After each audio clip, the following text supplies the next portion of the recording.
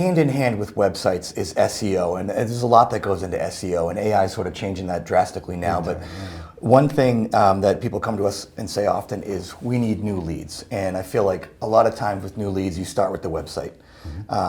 And with that is SEO. So talk a little bit about SEO and the three foundations of success for SEO as well, and how those all play together. Sure. The three factors for success when it comes to website are content, coding, and backlinks. That's how a website is essentially determined, right? So if we're looking from an SEO, as we've mentioned in previous episodes, first thing we want to do is that competitive keyword analysis so that we can crowdsource what are the search terms that have a sweet spot, that have a competitive difficulty index somewhere maybe in the below 60 to 70%, which means we can actually make traction by adding organic content and doing other methods. The next thing is to look at those individual keywords and make sure that we're putting them in the right places on their website. And they have a decent monthly search volume too. 100%, yes. Thanks for throwing the volume in there. For those who know out there, those keywords need to be in the URL, they need to be in the H1, the H2, not repeated over and over again, because the search engines are learning that, especially as we see, as you mentioned, the advent of AI and the LLMs.txt. Right, yeah, and you don't want to just keyword stuff it. These have to be strategically placed, cross-linked, and then to the backlink part,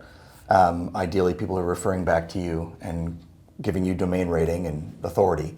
100%. Suggesting that Google sees you as an authority in this space. Exactly. Paid media less so than, say, a standards organization or a 501, a nonprofit, something that's known as a independent voice within the community.